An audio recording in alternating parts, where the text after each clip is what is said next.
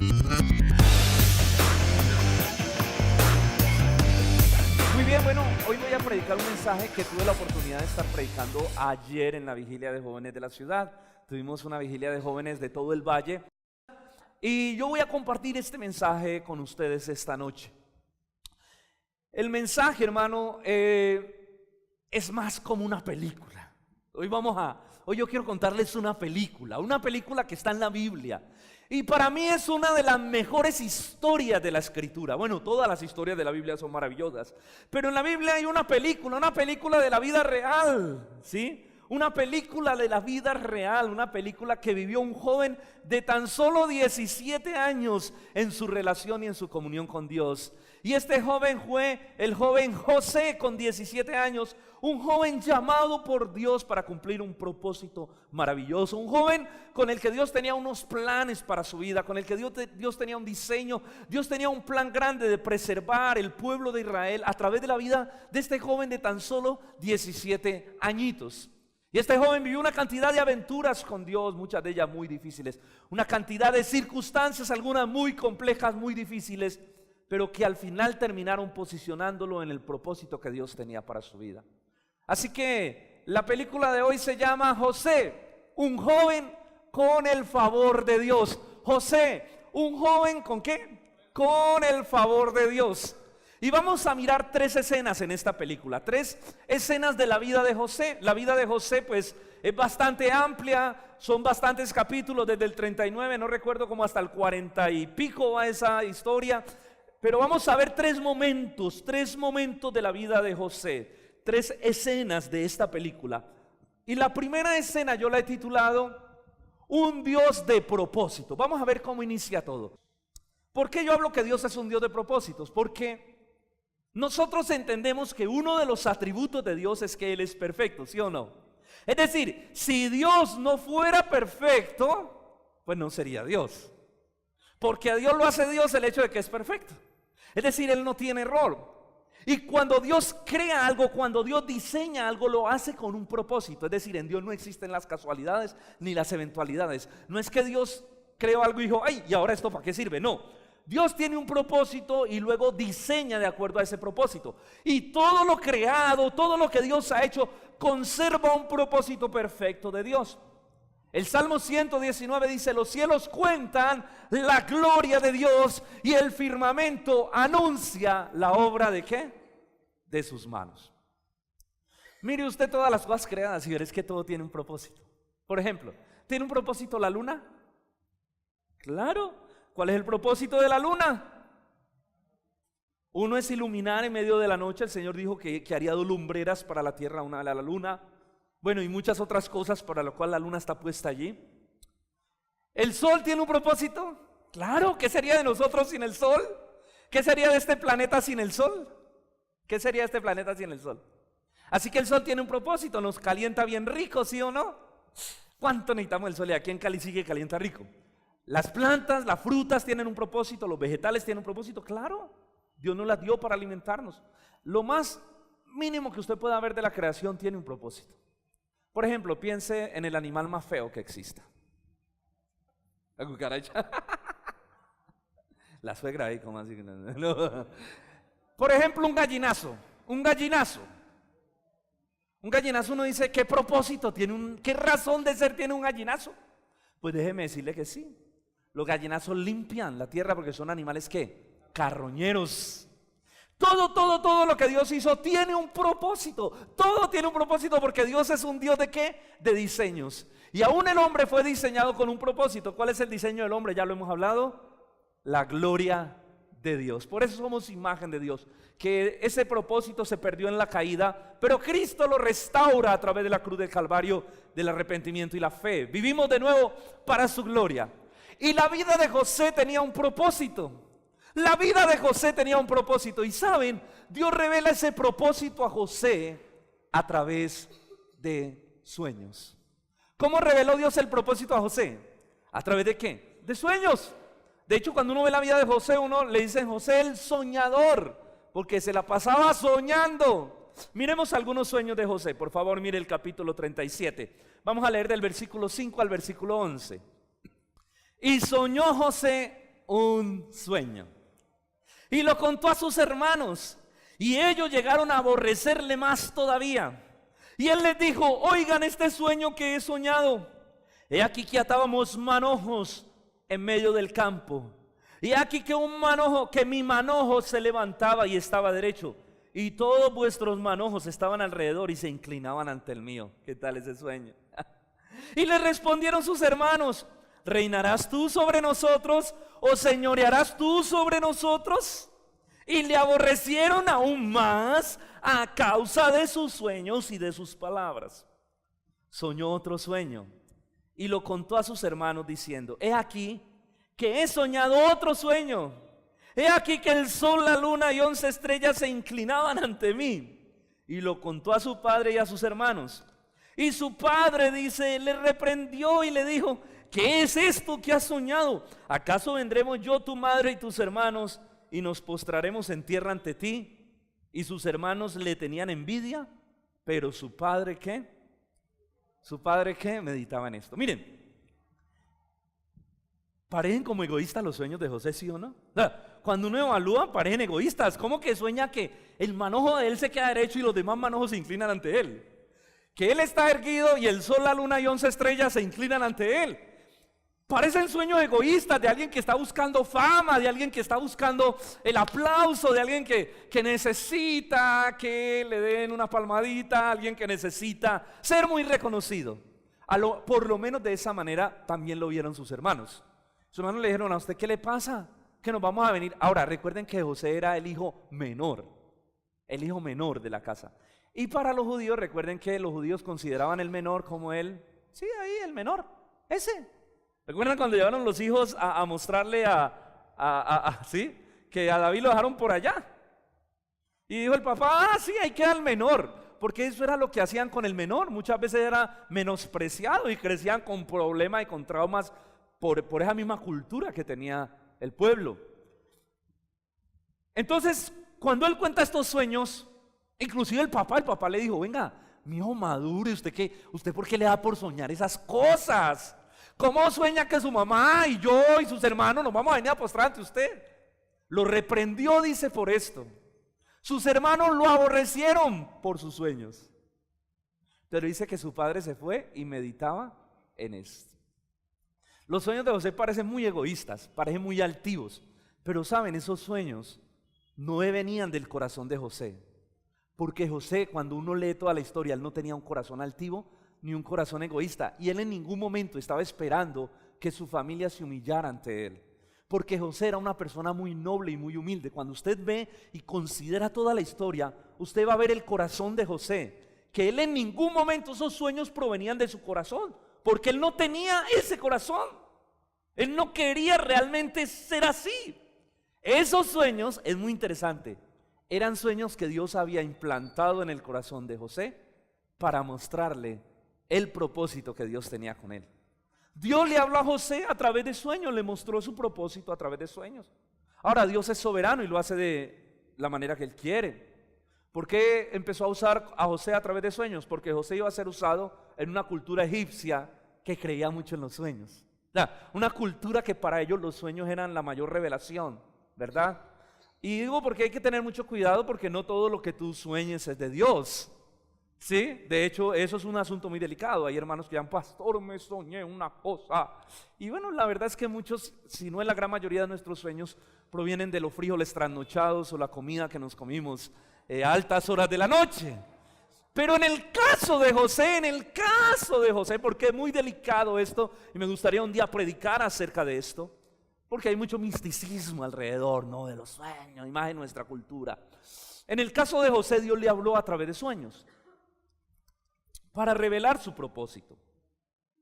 Estos sueños fueron puestos por Dios para guiar a José en el propósito que él tenía para su vida.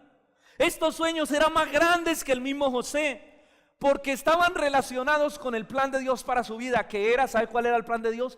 Nada más y nada menos que usar a José para preservar el pueblo de Israel cuando el mundo entero estaba muriendo de hambre. Es decir, para que el pueblo de Israel no falleciera de hambre. De hecho, sus hermanos lo tuvieron que buscar porque estaba muriendo de hambre, y ellos no sabían, porque el único lugar donde había comida era en Egipto, gracias a que José fue un administrador y Dios le dio la sabiduría. Entonces, estos sueños eran para preservar el propósito de José, más allá de ser una persona grande y famosa. El propósito de José, ¿sabe cuál era realmente? Preservar la vida del pueblo de Israel. Porque ustedes saben que era el pueblo elegido de Dios y era el pueblo a través del cual venía nuestro Mesías. Es decir, que en pocas palabras, José estaba puesto para preservar la vida del Mesías. Impresionante. Sus sueños estaban relacionados con el propósito eterno de Dios, con su plan de redención para la humanidad. Eso revelaban estos sueños. Miren, mis hermanos, nosotros tenemos que poner cuidado con las intenciones de nuestro corazón. Es decir, el propósito de Dios está relacionado con la exaltación de su nombre, no con la exaltación de nuestro nombre. ¿Soy claro? Porque muchas personas tienen sueños con su vida, pero porque quieren exaltarse y glorificarse y quieren que los demás les aplaudan. O sea, hay sueños que provienen del corazón egoísta. Los sueños de José no. Dios iba a colocar a José como una persona influyente en medio de una generación perversa, para que José preservara el propósito de Dios con el pueblo de Israel. Y hay que tener en claro esto, porque realmente, hermano, nosotros creemos, y lo hablábamos ayer con los jóvenes, que nosotros debemos ser una generación influyente, una generación relevante. ¿Qué significa influyente? Nosotros somos sal de la tierra. Nosotros estamos puestos para cambiar, para darle sabor. Influir es generar cambios, es llevar el evangelio de tal manera que la gente pueda ser transformada. Y Dios tiene propósitos y tiene sueños con nuestra vida, pero que están relacionados con su gloria, no con la nuestra. ¿Y por qué digo esto? Porque nosotros tenemos que evaluar el concepto de ser influyentes y ser relevantes, porque es muy diferente ser influyente en el reino de Dios a lo que es influencia para el mundo, a lo que es relevancia para el mundo. Mire, para el mundo, ¿qué es influencia? ¿Qué es relevancia? Para el mundo, aquí lo tengo. Para el mundo, influencia y relevancia es fama. ¿Sí o no?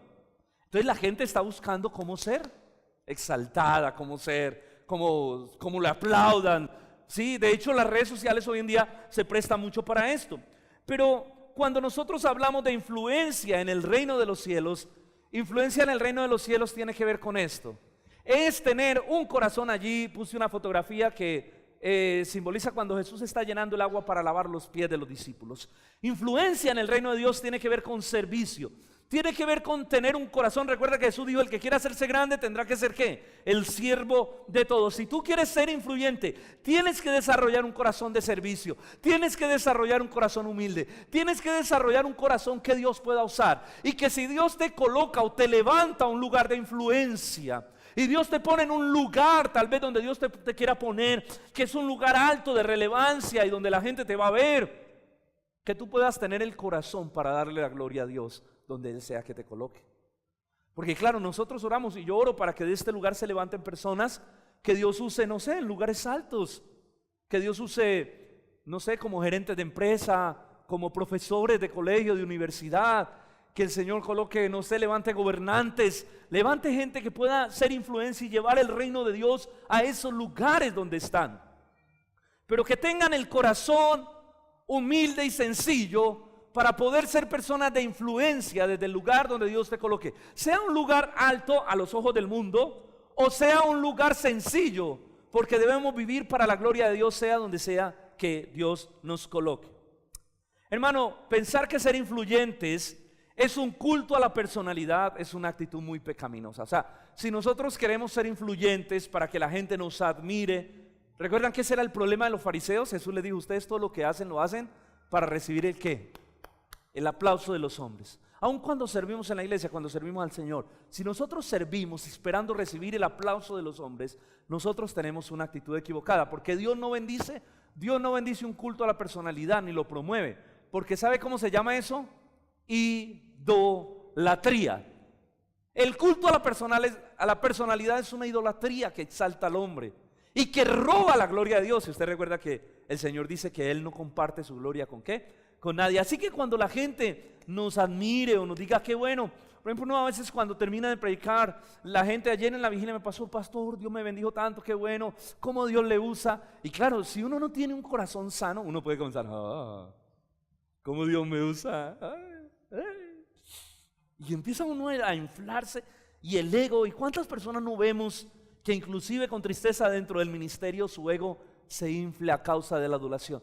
Porque no se desarrolla un corazón humilde que transporte esa gloria a Dios. Necesitamos desarrollar un corazón que cuando la gente nos vea y pueda ver a Dios a través de nosotros, nosotros podamos decirle realmente la gloria del Señor.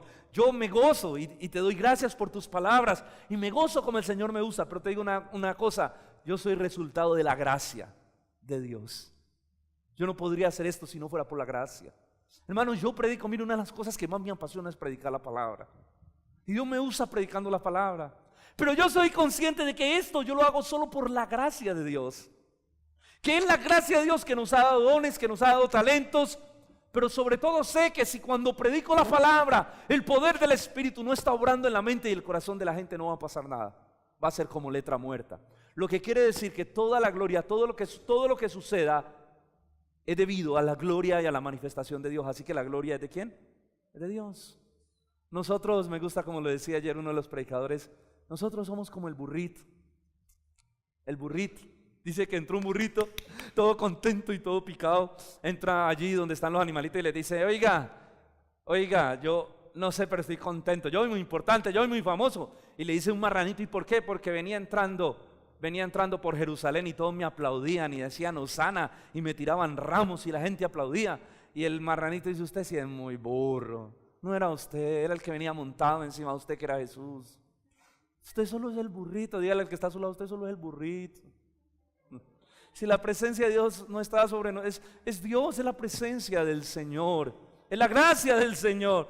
Nosotros somos solo los burritos. José entendió esto. Cuando José logra estar delante del faraón, cuando José llega donde el faraón, y el faraón lo admiraba porque el faraón le dice, José, no hay nadie que interprete los sueños como tú. Además porque la puso difícil el faraón. Él llamó a todos los magos y adivinos y les dijo, he tenido unos sueños, ojo, no lo voy a contar, necesito que ustedes me digan el sueño y la interpretación. O si no, los matamos a todos aquí. Las puso dura. Claro, llegó José cuando lo trajeron y José le dice el sueño y además la interpretación. El faraón quedó. Entonces el faraón quedó impresionado con José y quería adularlo y levantarlo, lo puso segundo al mando. Y miren las palabras de José cuando está delante del faraón. Génesis 41:16. Génesis 41:16. Respondió José al faraón y le dijo, no está en mí Dios. Dios será el que dé respuesta al faraón. O sea, qué bonito es. Mire la nobleza. Mire cómo transporta la gloria al Señor. Faraón sabe, no está en mí. Yo no soy. Es Dios quien a través de mí fluye. Es Dios quien te dará la respuesta. No está en quién. No está en mí. Y eso es lo que nosotros tenemos que decir cuando Dios nos use, porque yo creo que Dios lo va a usar poderosamente a usted, amén. Porque Dios tiene propósitos, porque Dios tiene sueños con tu vida, porque Dios te diseñó para que cumpla su propósito. Y Dios te va a usar, bueno, algunos no sé, tal vez como pastores, tal vez como maestros, algunos como misioneros, otros serán empresarios, otros no sé dónde Dios los vaya a colocar. Pero yo estoy seguro que Dios nos quiere usar, ¿para qué? Para su gloria. Y que cuando Dios nos esté usando, nosotros no nos llevemos la gloria y digamos, claro, si usted viera, yo como oro. ¿Cómo no me va a usar Dios? Yo como oro. ¿Cómo no me va a usar Dios? Yo como ayuno, como doy mi diezmo y todo. No, sino que nosotros tengamos la actitud de José, no está en mí. Por eso, hermano, uno no debe andar hablando tanto de uno. Usted ha visto que hay gente que habla tanto de sí mismo y Dios me hizo y Dios me usó y Dios. No, hermano, eso no está bien. Porque terminamos nosotros brillando más que Dios. José entendió, ¿saben? El reino de los cielos es el reino de la paradoja. ¿Cómo así el reino de la paradoja? El reino de los cielos es el reino donde el grande es el más humilde. Donde el rey es el servidor. Aquí lo tengo. Donde el rey es el servidor. donde el Rey de Reyes fue el que se humilló, donde Jesús dijo, si te quieres hacer grande, tendrás que ser ¿qué? El siervo de todos. Donde Dios exalta al que se humilla, donde el camino de descenso es el camino de ascenso, donde entre menos vida tengas tú de ti mismo, más vida y poder de Dios hay en ti. Donde llevar la corona es donde llevar la cruz es llevar la corona. Donde el camino de descenso es el camino de ascenso. Eso significa que el reino de Dios es el reino de la paradoja, donde el que quiera hacerse grande tiene que humillarse. ¿Verdad? De esa manera no lo dijo Jesús. El que quiera ganar su vida tiene que perderla, porque el que pierda su vida por causa del reino, la hallará. Ese es el reino de la paradoja, diferente a como piensa el mundo, totalmente contracultura. Dios, hermano, tiene un propósito con cada uno de nosotros. Dígale al que está a su lado, Dios tiene un propósito contigo.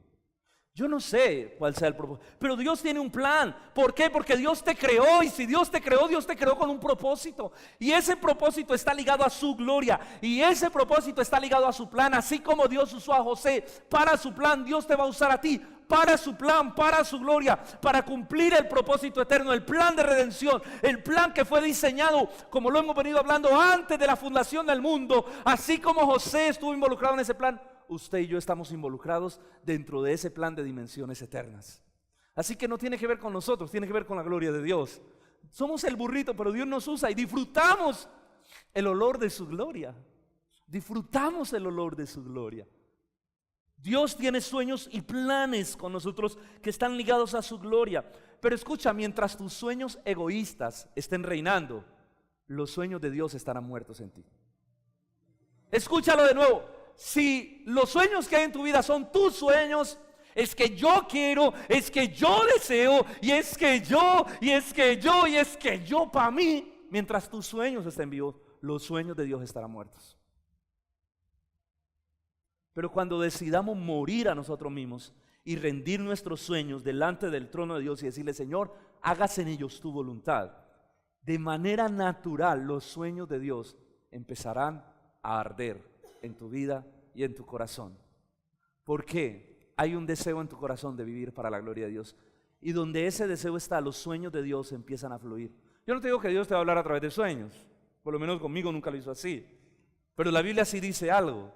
Dios pone el querer como el hacer. Dios va a hablar a tu vida. Dios va a establecer su propósito. Y tú vas a entender cuál es el diseño que tú tienes.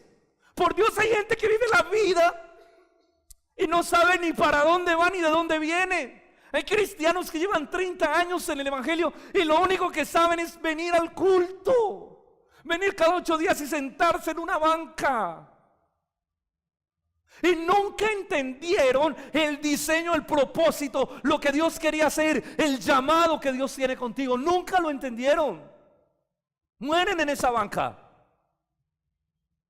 Qué triste sería llegar al cielo y darnos cuenta que el plan de Dios con nosotros, el propósito perfecto, no se cumplió.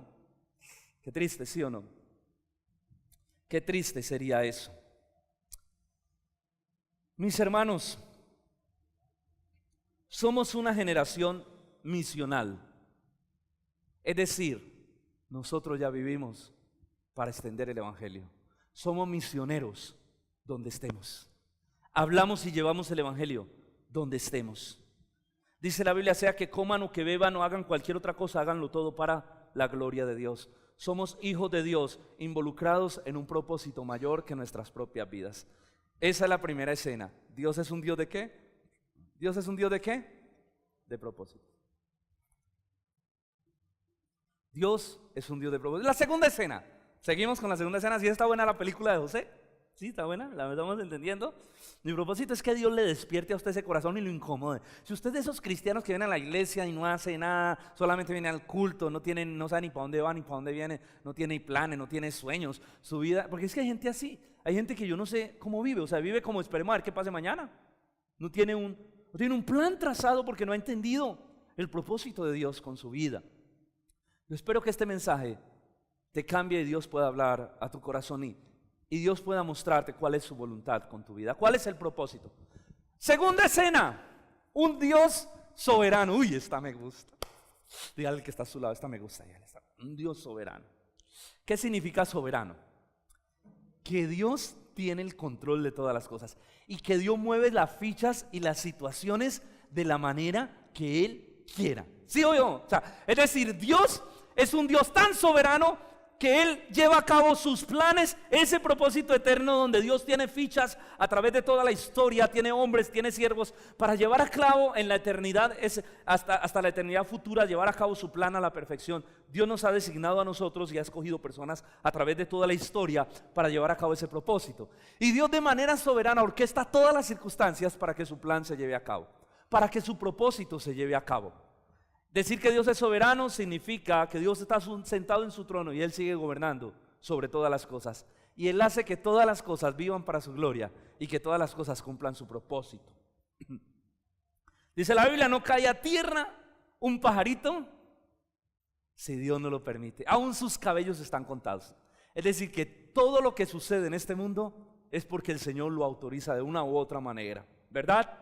Sea para mostrar su santidad, sea para mostrar su justicia, o sea para mostrar su misericordia. Pero Él es soberano sobre las cosas creadas. Él tiene control absoluto, nada sucede sin su permiso. Ahora, esto hemos venido hablando mucho en la iglesia, por eso no quiero ahondar mucho, pero yo creo que es una de las doctrinas más difíciles de aceptar y de entender, porque vivimos en un mundo caído, en un mundo muy lleno de maldad, y uno se pregunta, bueno, ¿cómo puede un Dios santo glorificar su nombre en medio de un mundo tan pecaminoso? Puede escucharse muchas predicas hacia atrás que están en YouTube de cómo hemos ya trabajado y desarrollado ese tema. Mire, la soberanía de Dios sobre la vida de José es lo que yo quiero mostrar. Yo quiero mostrar a Dios. Acá siempre mostramos a José. Vamos a mostrar a Dios detrás del telón, orquestando todas las circunstancias para llevar a José a cumplir su propósito. Y cada circunstancia difícil de José, ¿dónde vemos la soberanía? En que cada circunstancia difícil de José era un escalón que lo iba posicionando en el lugar donde Dios lo quería colocar para que cumpliera su propósito, el propósito de Dios. Así que miremos algunos momentos de la vida de José. Hagamos un recorrido histórico por la historia de José, porque la historia es muy larga. Miremos en primer lugar entonces a los 17 años, una de las peores situaciones que él vive. Lo primero, sus hermanos planean matarle. ¿Qué leímos ahorita? Que sus hermanos, ¿qué? Lo aborrecían. Estos eran, les bajé una foto del Facebook, yo me metí a una foto del Facebook de la familia José y aquí le bajé foto a los hermanos que están ahí planeando cómo lo van a matar. Y puse esa foto porque definitivamente estos hermanos eran bien perversos. Mira cómo dice la Biblia, Génesis 37 del 19 al 20 dice: y dijeron el uno al otro cuando su hermano viene en camino, porque su papá lo mandó a que viera cómo estaban ellos. Y cuando él venía en camino, cuando José venía, dijeron el uno al otro: aquí, ahí viene el soñador. Mire cómo se burlaban de él, ¿cómo le decían? Ahí viene el soñador, el que se la fuma verde. Ahora pues venga y matémosle. Y vamos a echarle en una cisterna. Y vamos a decirle al papá, alguna mala bestia lo devoró. Y vamos a ver qué va a hacer de sus sueños. ¿Qué era lo que ellos aborrecían de José? Sus sueños, así como Satanás aborrece el propósito de Dios sobre tu vida. Estos aborrecían los sueños de José y lo querían matar y dijeron: ¿saben qué? Ahí viene, matémosle y lo echamos en una cisterna. Ahora él se salvó porque Dios usó a su hermano mayor, a Rubén. Y Rubén dijo: venga, no, ¿cómo lo vamos a matar? Échenlo en la cisterna y dejémoslo ahí, pues que se muera en una cisterna, pero no pongamos la vida de él en nuestras manos. Entonces José, pues Rubén lo defendió. Ellos dijeron: listo, lo echaron a la cisterna. Ellos no pudieron matarlo. Trataron de matar a José, lo querían matar literalmente, porque lo odiaban por causa de sus sueños. Pero Dios le preservó la vida a José. ¿Y por qué Dios le preservó la vida? Porque tenía un propósito, porque Dios estaba preservando un propósito, y era preservar a su pueblo y preservar a Jesucristo el Mesías a través de la vida de José. Dios tenía un propósito. Yo te voy a decir algo: nosotros no vamos a morir si estamos cumpliendo el propósito de Dios hasta que lo terminemos. Si algo tengo claro yo es que porque hay gente que anda con miedo, que se va a morir, que el diablo lo va a matar y a toda hora. Mira, si tú estás cumpliendo un propósito, si tú estás viviendo para la gloria de Dios, yo te tengo una buena noticia: tú no te vas a morir hasta que cumplas el propósito. Eso dice la Biblia. Pablo dijo: he acabado la carrera, he guardado la fe, me espera. Pablo llegó un momento en que dijo: ya, se acabó esto. Pero hermano, usted le decía ya a los jóvenes: usted puede estar en medio de una balacera en un ascensor. Ahí en un ascensor, y usted sale vivo, porque Dios está preservando un propósito. ¿Sí o no? Dios está preservando un propósito con usted. Ahora, pero le voy a decir una cosa. Cuando usted cumpla el propósito, hasta una cáscara de banano lo mata. Porque usted ya, como dijo Pablo, acabó la carrera, estoy listo. Se murió, de repente. Se murió. ¿Por qué? Porque acabó. Cumplió el propósito. Y es que nuestra vida aquí tiene que ver un propósito. Así que cuando lo cumplamos, hermano, usted diga: familia, he acabado la obra, nos vemos en el cielo. Pero cuando hay un propósito, ni el diablo te puede matar. Ni el diablo te puede matar. Porque como ya lo hemos hablado, el diablo mismo tiene que pedir permiso a Dios para tocar a sus hijos. La Biblia dice: el ángel de Jehová acampa alrededor de los que le temen y los defiende, ¿verdad? Y los defiende. Será el mismo Dios quien dará la orden el día que hayas acabado. Y Dios dirá: necesito ese siervo conmigo acá. Y quiéralo, así tú no quieras, te vas para el cielo. ¿Por qué te vas ese día? Ya. El día que yo haya cumplido mi trabajo, hermano, usted ya no me verá aquí predicando en este púlpito. Ya, tiene el cielo, allá lo espero. Listo, otra escena. Entonces, bueno, ¿qué sucede con la historia? Yo sé que muchos se la saben, lo animo a que se la lea en su casa. Yo estoy yendo rápido porque son muchas cositas. Como su hermano no lo mataron, lo echaron a la cisterna, oído a esto, y de pronto Rubén se fue a tomarse una Coca-Cola, pero la tienda estaba lejos, fue al Super Inter. Entonces, mientras José fue, sus hermanos lo venden a unos madianitas. Miren el versículo. Miren el capítulo 37, versículo 28. Y cuando pasaban los madianitas, justo pasaron los madianitas. Mire, justo pasaron en ese momento y en ese momento que no estaba Rubén. Eso no es coincidencia. Y eso no es, qué pesar de José. No, es que Dios lo planeó así. Miren, y cuando pasaban los madianitas mercaderes, sacaron ellos a José de la cisterna y lo trajeron arriba y se lo vendieron a los ismaelitas por 20, la miserable suma de 20 miserables piezas de plata. Un esclavo valía 30, lo vendieron por menos de un esclavo. Y se llevaron a José a Egipto. ¿Y se llevaron a José a dónde? A Egipto. Ellos no lo mataron, dijeron: mejor hagámosle plata. Lo sacaron de la cisterna y lo vendieron por 20 piezas de plata. Claro, después que Rubén llega y dice: ¿dónde está? ¿Dónde está José? Pero ¿sabe qué es lo que me impacta del texto? ¿A dónde se llevaron los madianitas a José? ¿A dónde? ¿A dónde? Yo te hago una pregunta. ¿Cuál era el lugar donde José necesitaba desarrollar su ministerio y su propósito? ¿Dónde? O sea que Dios usó todo esto para llevar a un joven de 17 años ¿a dónde? A Egipto, a su lugar de propósito. Si no hubiera sido así, José no hubiera podido ir a Egipto, porque tenía 17 años y su padre lo amaba y su padre no lo iba a dejar ir de la casa sagrada. Era el menor de la casa. Además, le digo una cosa: José ni era consciente que tenía que ir a Egipto. O sea, José ni siquiera sabía, José no sabía nada. José era un pelado inocente, era tan inocente que mire cómo andaba contando sus sueños. Y ni siquiera se daba cuenta que sus hermanos lo aborrecían cada vez que les contaba los sueños y se los contaba. Era un pelado, era un sardino. No es como hoy en día, ¿no? Que a los 17 ya los adolescentes son más vivos. Porque hoy en día ya los niños nacen y ya nacen preguntando: papá, ¿y esto qué es? ¿Dónde nací? Y ya manejan la tablet. No. ¿Sí? Uno ve cómo las cosas van cambiando. José era un joven realmente en muchos aspectos muy inmaduro todavía, muy inmaduro y muy noble. José nunca hubiera llegado a Egipto si no fuera de esa manera. Así que concluimos de manera lógica que lo que llevó a José al lugar donde tenía que estar para cumplir su propósito fue ¿qué? Fue la maldad de sus hermanos. Y allí vemos la soberanía de Dios, cómo Dios utiliza la misma maldad para su gloria. Y como lo hemos dicho siempre, sin comprometer su santidad. Wow. O sea, Dios es tan soberano y tan grandioso que Dios es capaz de usar al mismo diablo para bendecirlo a uno o para cumplir sus propósitos sin involucrar su santidad, sin pecar. ¿Cómo lo hace? No sé. ¿Recuerdan cuando usó a Satanás para matar a Jesús? Crucifican a Jesús, Satanás entra en Judas. ¿Y cómo Dios permitió todo eso, cómo Satanás moviliza la maldad de Judas, la maldad de los mismos fariseos, la maldad del mismo pueblo para decir crucifíquenle, y Satanás y los demonios clavan a Jesús en esa cruz. Y yo les decía ayer a los pelados, yo me imagino en el infierno ese día celebrando, los demonios allá con whisky y todos armando rumba allá abajo y diciendo crucificamos al Hijo de Dios, y Dios en el cielo diciendo sí, eso era lo que tenías que hacer, porque alguien tenía que hacer el trabajo sucio. ¿Cómo Dios orquesta y utiliza aún la misma maldad? Usó la maldad de los hermanos para llevar a través de los ismaelitas, gente mala, a José a Egipto, porque él tenía que ir a parar a Egipto.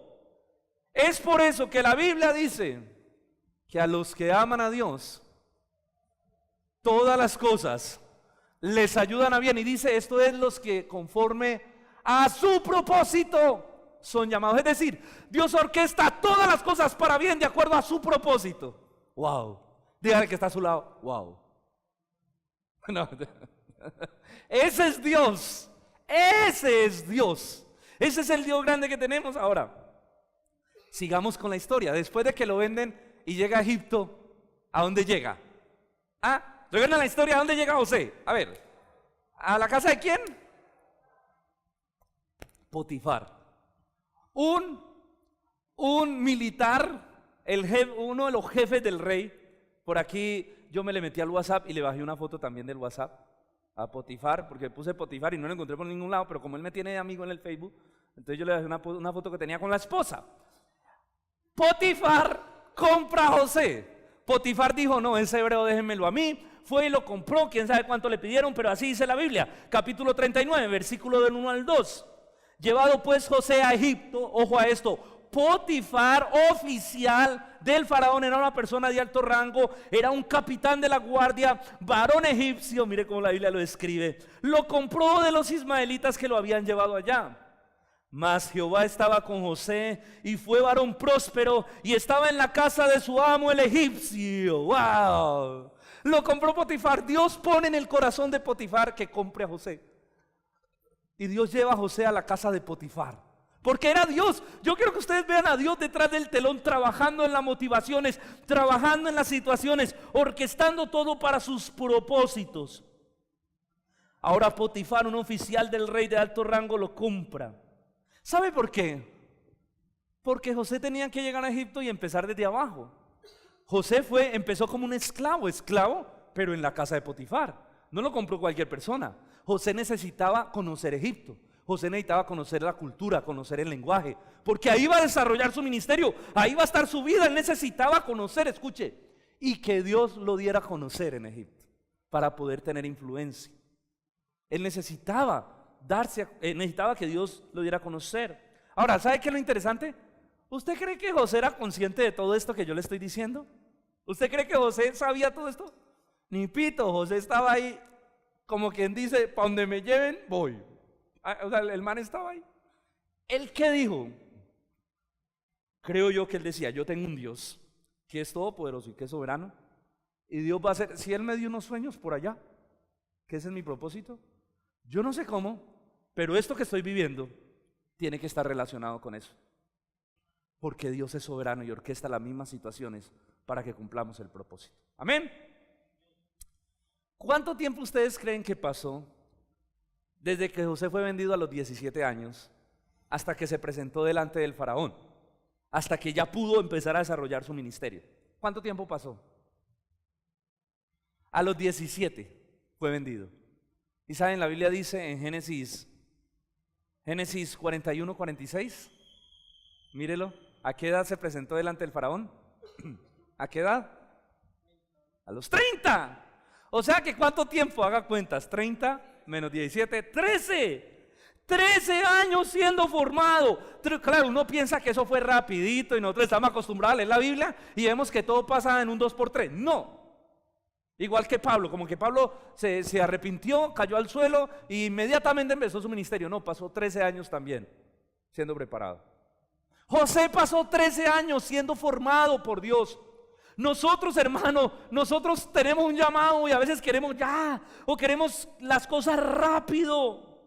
Nosotros a veces queremos ocupar esos lugares de privilegio y las cosas que Dios tiene para nosotros, pero no queremos vivir los procesos de formación. Y saben, Dios nunca tiene afán. Dios le prometió a Abraham un hijo. ¿Cuánto se demoró en dárselo? 25 años. Que él ya estaba todo azarado y Sara también no era, que Dios se equivocó. Hay que ayudarle, ¿no es verdad? Dios no tiene afán, porque hay un propósito tan grande, que es más grande que tu propia vida, y Dios está interesado en formarte hasta que tu carácter y tu corazón esté preparado para que cumplas con el propósito de Dios. Pero nosotros somos la generación del microondas, es decir, queremos todo así, rápido. Señor, dame paciencia, dámela ya. Nosotros somos esa generación que quiere las cosas rápido. Sí, no, Dios no tiene afán contigo. Él tiene toda la eternidad para trabajar en tu corazón. Nosotros somos los que vivimos en un mundo afanado, en un mundo ansioso, en que todo tiene que ya, y que vamos corriendo de un lado para otro, todo esto, y ahora qué hago. Y nuestra vida es un mar, un agito. Yo creo que Dios a veces mira desde el cielo y dice: mi hijo, cálmese, deje que yo lo trate. Me gustó una frase que leí hoy en día, pues con lo de las redes sociales. Decía: las redes sociales forman grandes personalidades en un momento, de un instante a otro, pero Dios forma a sus hombres y sus mujeres a fuego lento.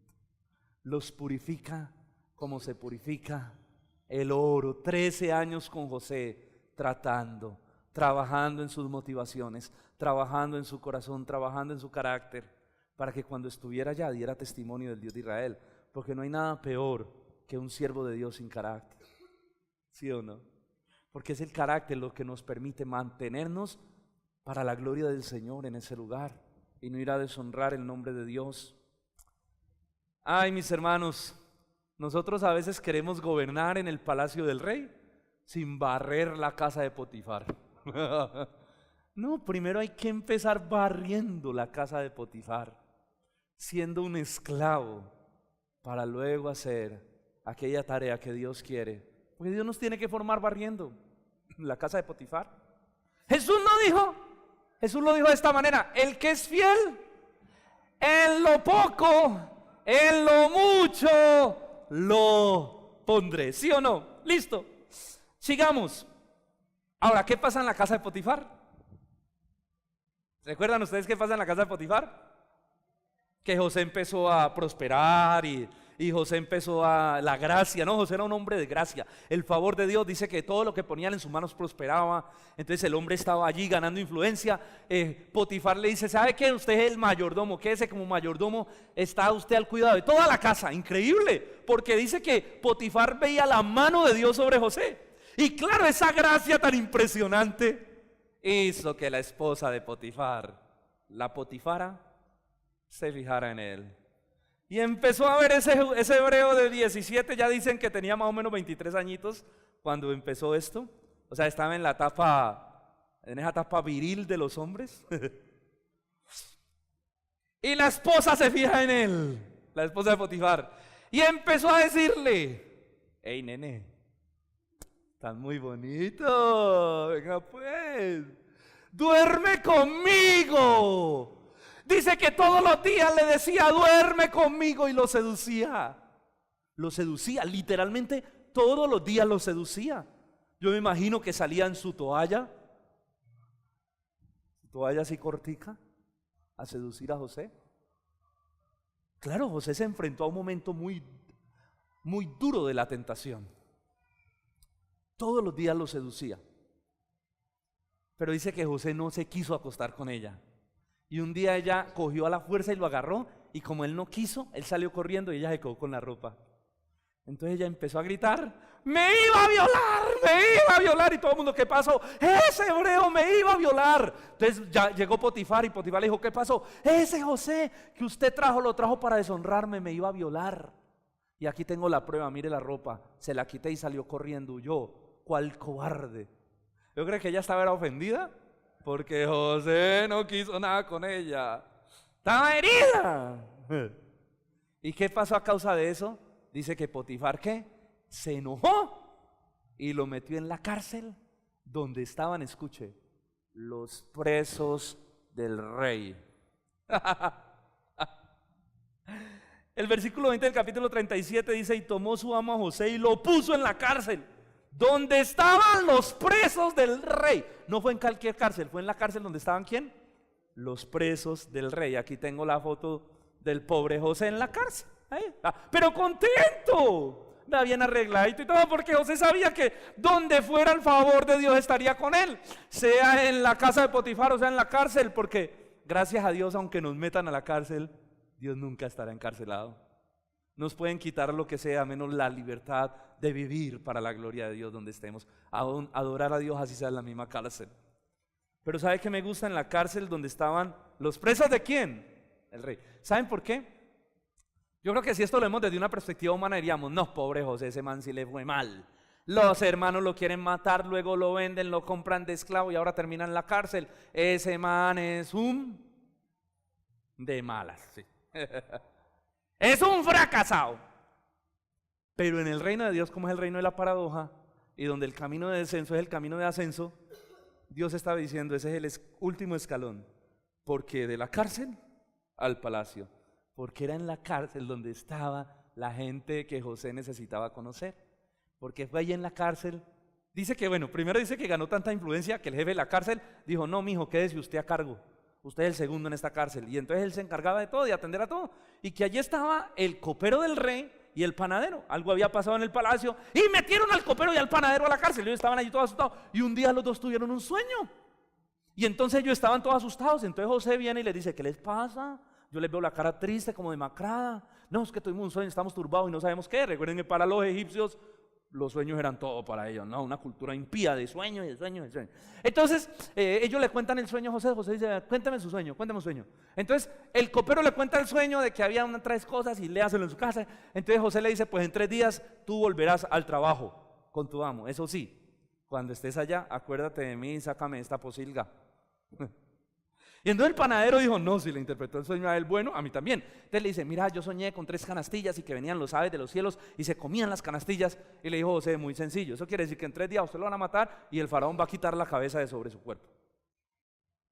Y así como lo dijo, así pasó. Mataron al panadero a los 3 días y el copero fue a la casa del rey. Pero ¿sabe qué es lo que pasa? ¿Sabe qué fue lo que pasó? Al copero se le olvidó. ¿Se olvidó? Copero volvió a su trabajo contento en la casa del faraón y se olvidó del favor que José lo había hecho. Pero Dios tenía un plan y Dios quería llevar a José al palacio. Y un día el faraón, estoy resumiendo la película, un día el faraón tiene un sueño. Entonces el faraón dice que se acostó a dormir y soñó que 7 vacas gordas estaban pastando y que luego aparecieron 7 vacas raquíticas y se comieron a las gordas. Uy. Y eso es muy real, porque los flacos comen más que los gordos. Y las vacas flacas, ¡pum!, se comen las gordas. Luego tuvo otro sueño similar. Y entonces el faraón quedó turbado porque Egipto era una cultura de sueños. Y dice: ¿qué irá a pasar? ¿Qué será lo que va a pasar? Entonces ahí es donde dice, llamó a todos los magos y dijo: bueno, me van a interpretar mi sueño, pero para no ponérsela fácil, si ustedes realmente son magos, entonces, si son adivinos, me van a contar el sueño y me van a contar la interpretación del sueño. No, se las puso tan dura que ninguno de ellos pudo. Entonces todos asustados: nos van a matar, nadie puede. Es que ¿quién la puso muy dura? ¿Quién va a hacer eso? Hasta que adivinen quién le volvió la paloma, quién le regresó la paloma. ¿Quién estaba ahí todo despistado y por ese sueño le regresó la paloma? Lo que quiere decir que Dios estaba trabajando detrás de la escena, detrás de los sueños de Faraón. Y entonces el copero dijo: ya sé, faraón, porque el faraón dijo: aquí no hay nadie que me interprete esto. Ya sé, hay un egipcio en la cárcel. Me acuerdo de mis males, dice el copero. Uy, yo sí soy muy mal amigo. Faraón, yo soy muy mal amigo. Y ahora me acuerdo de un favorcito que me hizo. Y es que él nos interpretó el sueño. Y como él lo interpretó, así pasó. Entonces dijo el faraón: pues tráigame a ese muchacho. Y dice que fueron, lo afeitaron y lo presentaron delante del faraón. Así que de la cárcel al palacio. No había otra manera de llegar al palacio si no fuera ir primero a la cárcel. ¿Ven ustedes la soberanía de Dios? O sea, a los que aman a Dios, todas las cosas le ayudan a bien. Y aquello que tú estás viendo como tu peor catástrofe, como tu peor derrota, porque a mí me pasa esto, Dios mío, porque estas situaciones tan duras. Yo imagino donde nosotros hubiéramos sido José en la cárcel. Ay, no, ¿dónde quedaron mis sueños? Estaríamos así como en la cárcel. ¿Dónde quedaron los sueños? ¿Se fueron las ilusiones? Pero es allí donde entendemos que en un Dios soberano, cada circunstancia difícil es porque Dios está trabajando con tu corazón. Es porque Dios está trabajando con tu vida. Porque te está preparando para lo que Él realmente quiere hacer contigo. Porque Dios trabaja a sus hombres y sus mujeres a fuego lento. 13 años con José para llevarlo al palacio. ¿Cuánto tiempo con nosotros? Él está trabajando. Es increíble, de la cárcel al palacio. A veces nosotros cuando predicamos tanto de José, centramos tanto la atención en José. ¿Usted ha visto? Ayer uno de los jóvenes me decía, he escuchado las prédicas que usted quiera de José, pero nunca había escuchado una que no se centrara en José, sino en la gloria de Dios. Porque a veces exaltamos tanto a José en la historia, que terminamos apagando la gloria del Dios que está orquestando todas las cosas para llevar a su siervo, al burrito, al lugar del propósito. Y yo he querido que viéramos la gloria de Dios en todas estas situaciones, para que tú tuvieras descanso y entiendas esta noche que a los que aman a Dios, todas las cosas les ayudan a bien. Pero no quisiera quitar los méritos de José, porque José, claro, recuerden, Dios es soberano, el hombre es ¿qué? Responsable. José fue un hombre responsable. En mi tercera escena, rápidamente, yo quiero terminarla con esto. José, bueno, aquí está en el palacio de Faraón, ahí están, ahí lo tienen, les bajé esa foto del Facebook. Está un poquito flaco, porque es que en la cárcel, ¿quién no sufre? Ay, salió flaco de la cárcel, peludo, porque así salió. Pero ese José fue un joven responsable, y es mi tercera escena. Tercera escena, José, un joven responsable. José entendió su llamado desde muy niño. O sea, José era un pelado consagrado a Dios. Uno ve pelados consagrados a Dios que uno dice, esta persona, que Dios le guarde el corazón y permanezca así. José de 17 años entendió el propósito de Dios. Y José fue responsable y José cuidó ese propósito. ¿Cómo lo veo yo? Bueno, en primer lugar, recordemos cuando llegó ¿quién? La Potifara. José cuidó su llamado guardando su santidad. Llegó la Potifara. ¿Usted se imagina? Para un pelado de 23 años, que eran lo que dicen los historiadores más o menos, la edad que tenía él en ese momento, que se le aparezca una mujer. O sea, a los 23 años es la edad donde las hormonas están alborotadas en los pelados. Y donde hay que tener carácter, ¿sí o no? Y se le aparece esta mujer que yo creo que la esposa de Potifar no era cualquier fea. De más que era una mujer, además porque tenía recurso, que se alimentaba bien, se echaba sus cremitas, hacía su deporte, mantenía bien elegante, se compraba sus vestidos bien bonitos, ¿sí? Se iba a broncear, no sé, se me ven a mí cosas aquí de una mujer que tiene plata y no está ocupada, ¿sí? Es más, yo digo eso porque le bajé una foto del Facebook.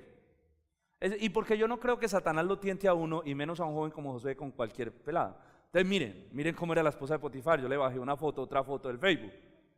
Mírenla, ahí está. Ahí está la Potifara. No, no, esa no es, no, yo no sé quién me metió la foto ahí. No, esa no es esta. Esa es la esposa de Potifar. Era una mujer, y dice que todos los días lo acosaba. Todos los días le decía, duerme conmigo. Y no era que hicieran la siesta. No era una siestica, eso iba de largo. Duerme conmigo todos los días. Oiga, usted se imagina, todos los días, duerme conmigo. Y José, no. Y mire cómo José le responde. Yo quiero leer el texto. Génesis 39, del 7 al 8, léalo conmigo. Aconteció después de esto que la mujer de su amo puso sus ojos en José, porque es que la gracia de Dios te hace bonito, amén. Y le dijo, duerme conmigo. Y él no quiso. Y la mujer de su amo, y le dijo a la mujer de su amo José, He aquí mi Señor no se preocupa con nada conmigo de lo que hay aquí en la casa, y ha puesto su mano, y ha puesto en mi mano todo lo que tiene, y no hay mayor que yo en esta casa, y ninguna cosa me ha reservado sino a ti, por cuanto tú eres su mujer. Y mire cómo termina: ¿cómo pues haría yo este gran mal? Y pecaría contra Dios. Pero me impacta que él dice, ¿cómo voy a hacer? Primero entendía la gracia de Dios sobre su vida, porque dice, Dios ha puesto el favor sobre mí, Dios me ha hecho un llamado, es la gracia de Dios sobre mí. ¿Cómo voy a pecar contra Dios? ¿Cómo voy a pecar contra mi amo que me dijo, te entrego todo menos mi mujer? A esa sí ni me la toques, ni me la mires. ¿Sí o no? Era un hombre que temía al Señor. ¿Saben por qué? Porque él tenía una relación con Dios. Porque para temer a Dios hay que conocer a Dios, y para conocer a Dios hay que tener una relación con Dios. Lo que quiere decir que José era una persona joven, pero con una profunda relación y un profundo temor por el Señor. Definitivamente José sabía y tenía claro para quién vivía. Él vivía para la gloria de Dios. Mis hermanos, pensemos en esto. ¿Qué hubiera pasado si José se acuesta con esa mujer? ¿Ah? ¿Qué hubiera pasado? José tuvo ¿qué? Carácter para decir no. ¿Qué hubiera pasado si José se acuesta? No sabemos, pero yo sí le aseguro que tal vez la historia hubiera sido diferente. Mis hermanos, el pecado tiene un alto poder destructivo con el propósito de Dios en nuestra vida. Ahora todos pecamos, ¿verdad? Todos estamos pecando constantemente, pero hay pecados que Satanás coloca para destruir muchas cosas que Dios te ha entregado. El pecado tiene un poder destructivo con el propósito de Dios.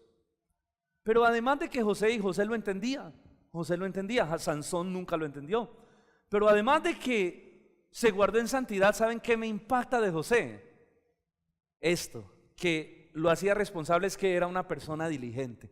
Mire, José fue tan diligente que cuando fue esclavo de Potifar, Potifar dijo, hermano, usted es muy diligente. Era un hombre responsable, era un hombre puntual, era un hombre cumplido, era un hombre que si decía que hacía algo, lo hacía. Y esa gente es la que prospera, ¿verdad?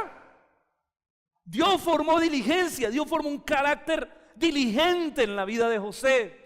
Y fue diligente cuando estuvo donde Potifar, fue diligente cuando estuvo en la cárcel. El de la cárcel dice que no se preocupaba por nada porque tenía a José ahí. Y fue diligente cuando estuvo con el faraón, porque dice la Biblia que cuando había un problema y venían al faraón, escuche, el faraón decía, busquen a José, que José se lo resuelve. Eso es mucha influencia. Pero fue diligente, cumplido con sus tareas, hacía lo que tenía que hacer. Y lo hemos hablado, hace 8 días hablamos de esto. Yo creo que una de las cualidades que un hijo de Dios debe desarrollar es ser diligente, es decir, ser responsable, ser puntual, ser cumplido y ser excelente en lo que hace. La Biblia dice que la persona diligente, lo leímos hace 8 días, la persona diligente, Proverbios 22, 29, ¿has visto a alguien diligente en su trabajo? Delante de los reyes estará. Mis hermanos, quien vive, mire, si usted se quedó dormido, despiértese aquí. Ahorita sigo durmiendo en su casa. Quien vive para cumplir el propósito de Dios, escuche esto, siempre tendrá el favor de Dios sobre su vida. Quien vive para cumplir el propósito de Dios, siempre tendrá el favor de Dios sobre su vida. Dios prosperó a José en todo lo que hacía. ¿Saben por qué? Porque provisión significa recursos en pro de la visión. Es decir, que cuando tú estás cumpliendo la misión, siempre tendrás la provisión, siempre tendrás el favor. Jesús no dijo eso: buscad primeramente el reino de Dios y su justicia, y todo lo que ustedes necesiten les será ¿qué? Añadido. Como decía un gran amigo mío, el que invita paga. Conclusión: ¿quiere usted saber cómo termina la vida de José? ¿Quiere usted saber cómo termina esta historia o no? Venga adentro, de hecho de nada. ¿Sabe qué pasa al final? Y con eso termino. Al final de todo, José se encontró con sus hermanos. Uy, qué terrible, ¿no? No encontrarse con el hermano que ha vendido, el que quería matar. Y llegó tanta hambre sobre todo el mundo, que los israelitas se dieron cuenta que el único lugar donde había comida era Egipto. Pero ellos no sabían que allá estaba José. Y fueron a Egipto. Y la gente les dice, ah, sí, aquí hay comida. Pero el que la vende es un muchacho. Y como le habían cambiado el nombre, ellos no sabían que era José, porque el faraón le puso otro nombre. No sé cómo le puso, pero ahí está, me olvidó. Le puso otro nombre, entonces vaya y hable con fulanito tal. Ellos fueron y ellos no se dieron cuenta porque habían pasado 13 años de que ese era José. Pero José lo reconoció. Y bueno, y ahí la historia sigue y José empieza a le hace lo que es una historia maravillosa. Hasta que un día dice que José, cuando los vio, se agarró a llorar porque los amaba. Y lloró tanto que dice que todo Egipto lo escuchó. Y lloró tanto que dice que la casa del faraón vio llorar a José con el corazón desgarrado. Y cuando se revela a sus hermanos, ustedes se imaginan ese momento, cuando él les dice, yo soy José, el que ustedes vendieron a los mercaderes, el que quisieron matar. Pero ¿sabe qué les dice? Génesis 50:20.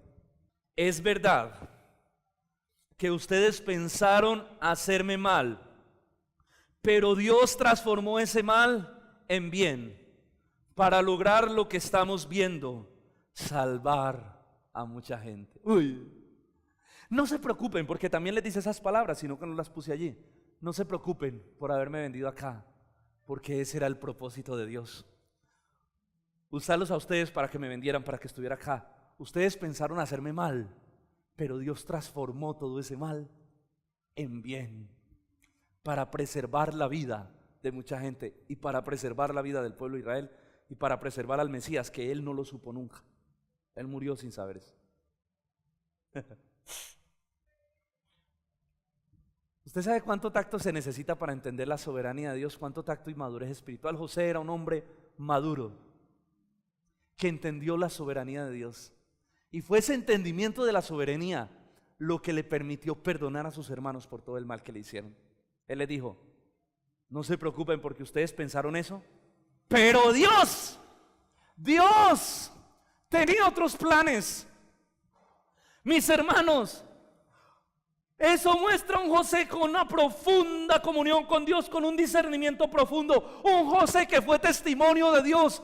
Y con esto termino, en un mundo pagano, en un mundo totalmente idólatra, en un mundo de pecado total, José levantó el nombre de Dios al punto que él era el segundo al mando y todo Egipto conoció que había un Dios más poderoso que el Dios que los dioses que ellos tenían. Hasta el mismo faraón reconoció la grandeza del Dios que tenía José y dijo estas palabras. Génesis 41 del 38 al 40. Y dijo Faraón a sus siervos, miren las palabras del Faraón, 41 del 38 al 40. ¿Acaso hallaremos a otro hombre como José, en quien está el Espíritu de Dios? Y dijo el Faraón a José, pues que Dios te ha hecho saber todo esto, no hay entendido ni sabio como tú. Tú estarás sobre mi casa y por tu palabra se gobernará todo mi pueblo y solamente en el trono seré yo mayor que tú. Como Dios exaltó a José para su propósito y su gloria, al punto que el faraón tuvo que reconocer la gloria del Dios de José. Porque cuando tú amas a Dios y vives para su gloria, la gente va a ver la gloria de Dios. El deseo del corazón de un hijo de Dios, ¿sabe cuál tiene que ser? Levantar el nombre de Dios, sea donde Dios te coloque, que donde tú estés, tu manera de vivir el evangelio, muestre a Dios tan grande, que la gloria de Dios sea levantada y la gente diga, hay un Dios en esta tierra, hay un Dios en el cielo y ese es tu Dios.